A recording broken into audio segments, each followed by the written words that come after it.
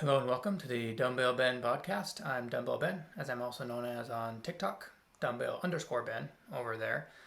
Give me a follow over there. I post about this channel, but I also post other information about general training tips, reviews of other people's posts, and just how I'm doing my training currently.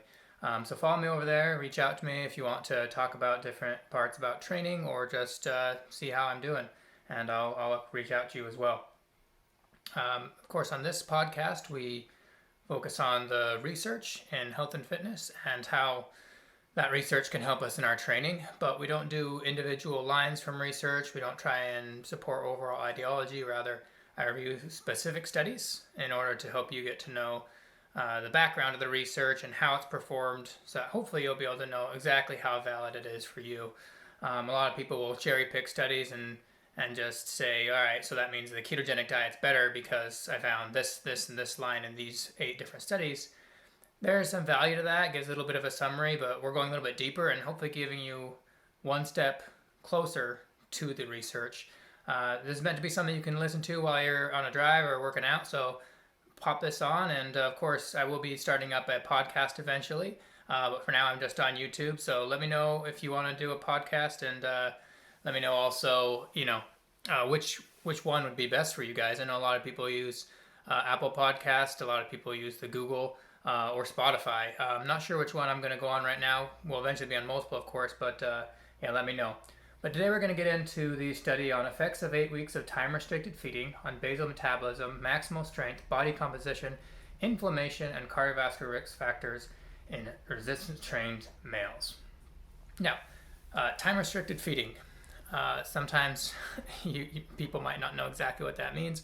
That's actually the research-based term that you would use for intermittent fasting.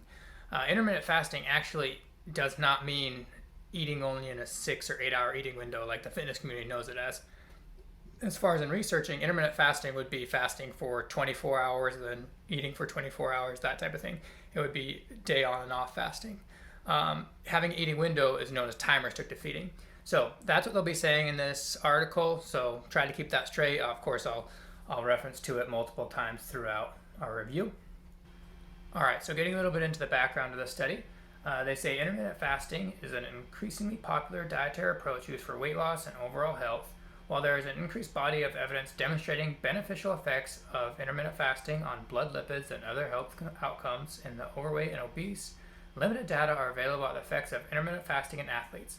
Thus, the present study sought to investigate the effects of a modified intermittent protocol, i.e. time-restricted feeding, during exercise training in healthy resistance-trained men. Resistance training. So, of course, here they're keen enough to know that the rest of the population often refers to this as intermittent fasting, so they use that term here. Try to realize that in this article, usually they'll be referring to intermittent fasting no matter which one they use, because that's what the study's on. It is on a time-restricted feeding window. But what they're trying to do is find out the specific effect it will have in athletes.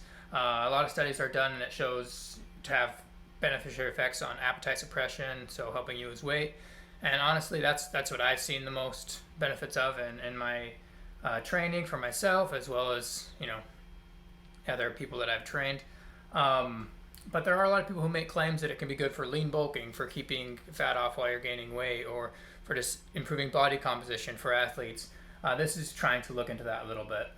Now, some other background to this. There is some evidence showing that, in general, intermittent fasting could present a useful tool for improving blood lipids and reducing circulating insulin, glycemic control, blood pressure improvements, inflammation markers improvements. However, I don't think there's enough research on any of these things to say that it's definite. And the reason is because most of these studies have been done in obese populations or populations that, were overweight, needing to lose weight. Losing weight in and of itself will improve essentially all these across the board almost every time. So it's a little bit of a step to say that intermittent fasting is causing these effects versus just losing weight. And I know there have been some studies to try and tease that out. I wouldn't say the evidence is strong enough yet to say that it actually improves it by itself. So, we'll look more at this study, but as far as what I've seen, I wouldn't recommend anybody, starting intermittent fasting if you're of a healthy body weight or you're lean just to try to improve your lipid levels. I haven't seen good enough evidence for that. I will say I haven't seen evidence, on the other hand, of some people saying you need to eat 6 meals a day in order to improve blood lipid levels. So now that we've touched on a couple key points of the background here, let's move on to the methods and how they set up this study. So they got 34 resistance trained males, and they divided them into 2 different groups. One of the groups had their meals at 1 p.m., 4 p.m., and 8 p.m. And that was the intervention group, trying to have the restricted window for eating. And the other group had a non-restricted window for eating, and they had their meals at 8 a.m., 1 p.m., and 8 p.m. So with the restrictive window, they had an 8-hour window. With the non-restrictive, they had a 16-hour window. That's pretty common as far as what people say to use for your intermittent fasting protocols, about 8-hour window. Some people push it to 6 or even 4, but 8 is probably the most common. So that's a good thing to choose right there. I think the 16 is, a little bit unrealistic. Most people do not eat in a 16-hour window if you're not doing a restrictive time window. Most people are maybe about 12 or 13. They'll have breakfast at 7 or 8, lunch at 1, and then dinner at 6 or so. They won't push dinner all the way back to 8 p.m. But that's minor. They're probably trying to make sure that it's controlled and that if there is an effect, they can see it with a decent effect size. That's just a minor thing that I would have changed in this study.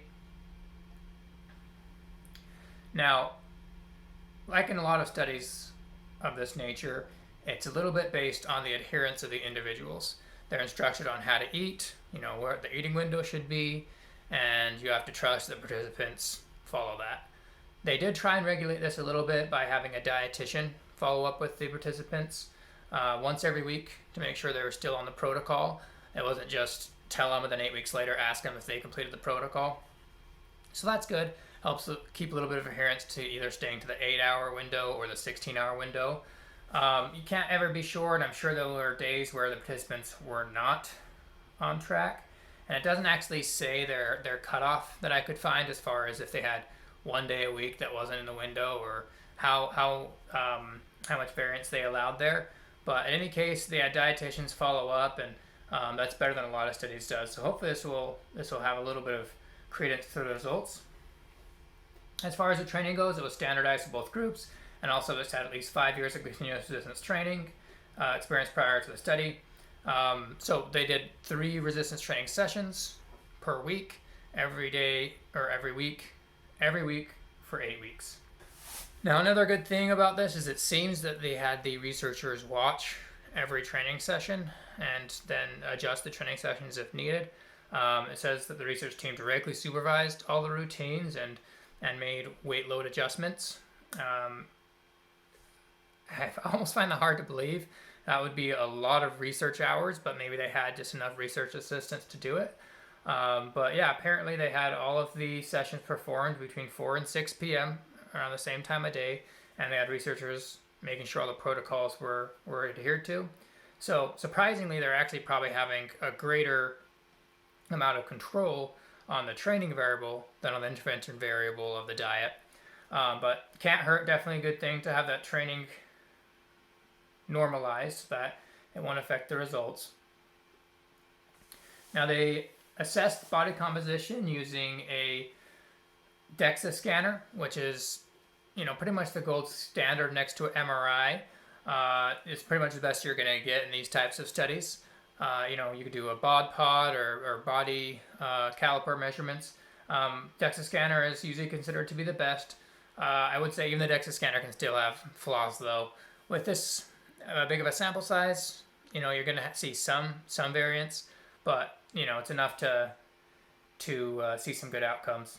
As it says here though, they also took other measurements, circumference measurements at the mid-thigh and mid-arm, measuring the bicep and triceps, as well as they did take the skin fold thickness tests with the Holton calipers as well. So a few different data points. I would say that the DEXA scan is probably the most effective in this sense, but at the same time, one of the things they did is they looked at the respiratory ratio, which is basically your oxygen consumed to carbon dioxide expelled. And what this does is it allows you to see roughly the amount of carbohydrates versus fat that your body's burning for fuel. It's actually interesting because that will fluctuate based on the diet you're on, whether you're having more fats or more carbohydrates. But one other thing, as I say later in the study, is it actually is a good predictor of if you'll gain weight, lose weight. We'll go over that a little bit later. But they use open circuit calorimetry to determine that measurement. And I've done this test before. They kind of take something and put it over your face, and it then senses all of the oxygen you're taking in and the CO2 you're putting out, and they can just do a simple calculation. And in here, they give more information that they took these measurements after the participants had been resting for 15 minutes, and then the data was collected for 30 minutes, and then only the last 20 minutes of data was actually used. Now this is very important because when you're just sitting around, you're actually burning a higher percentage of energy in fats versus carbohydrates. And when you're exercising, moving around, the higher intensity exercise it is, the more it goes into the carbohydrate side of things.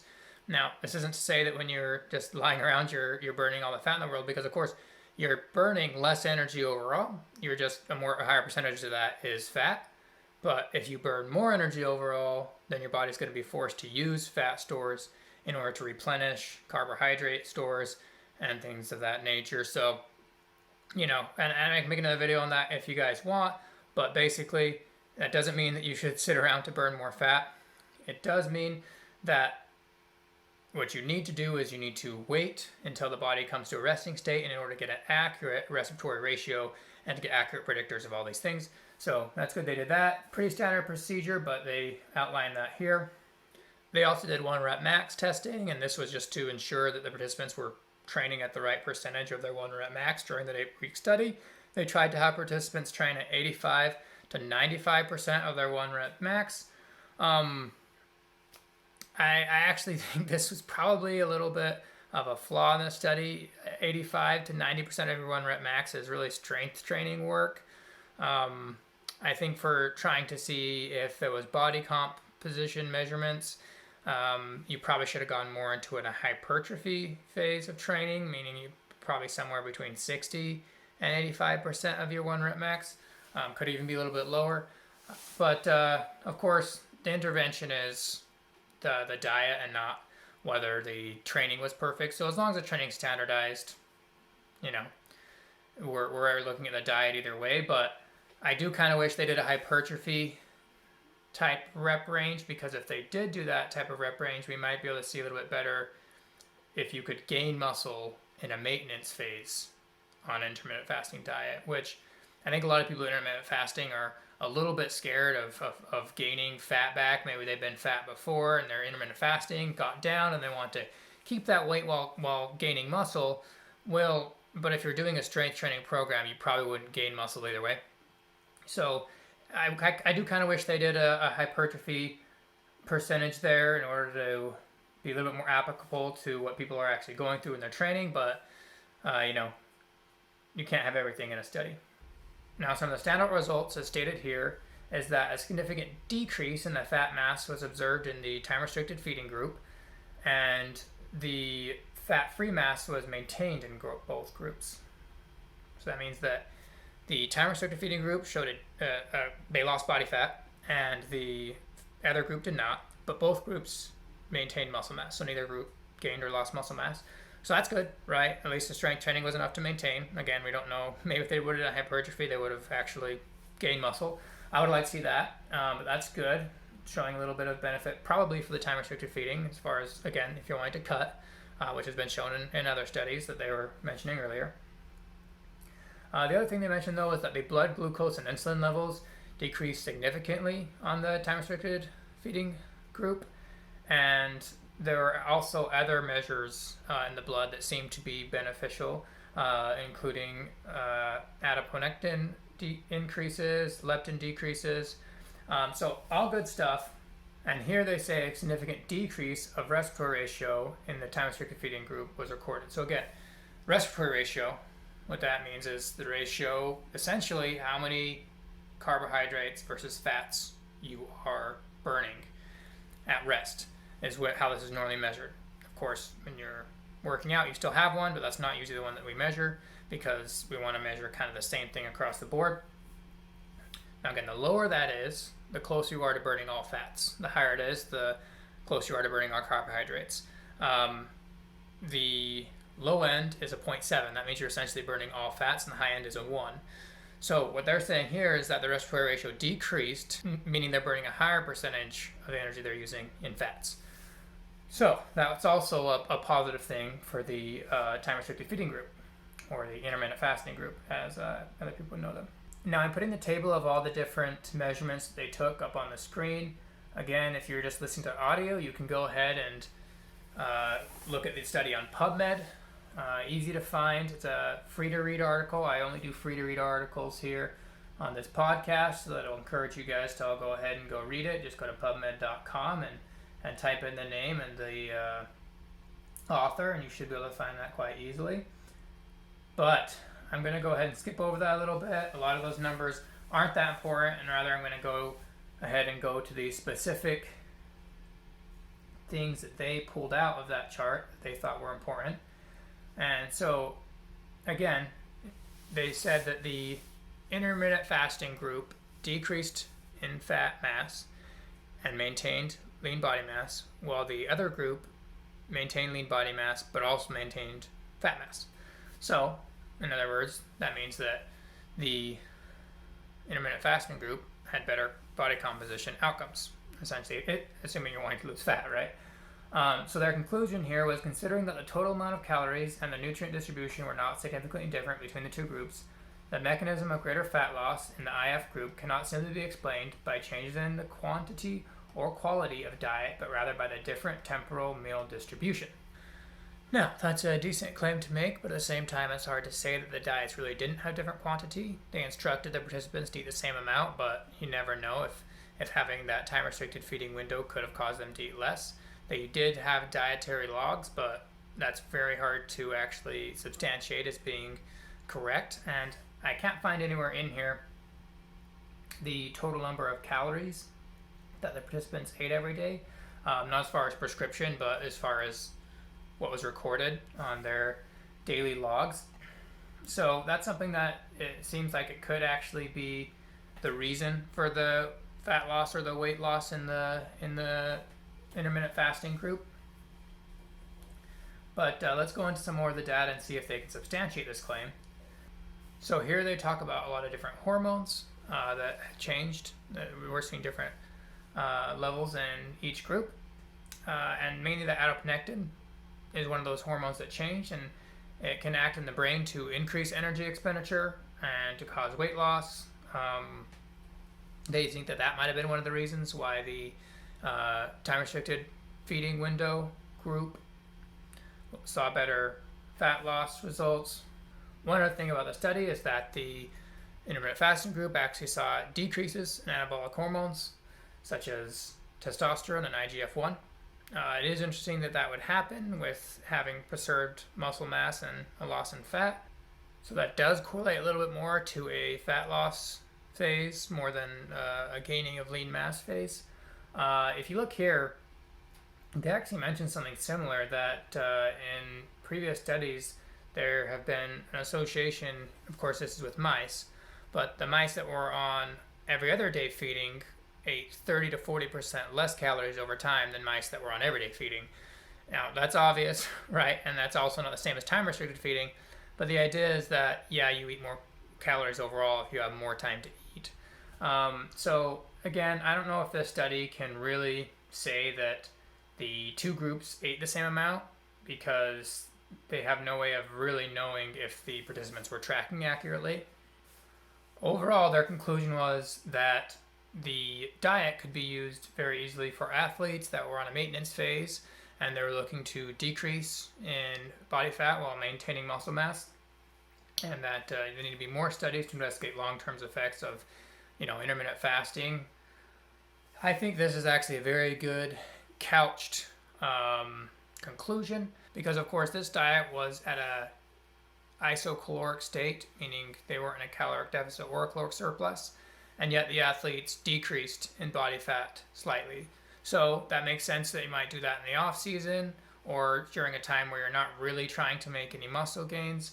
But the fact that some of the hormonal levels shifted away from being something that would be ideal for muscle gain kind of worries me a little bit. So, if you're training and you're doing a intermittent fasting regimen for a bulk, probably not the best thing to do. You might be able to still gain some muscle that way. In fact, I'm sure you could still gain some muscle, but probably not ideal. What I would say is that this study does show some evidence that the intermittent fasting approach can help with blood lipid levels regardless of your obesity level. So a lot of people will say that it's just because of a decrease in fat mass that all of your hormone levels improve.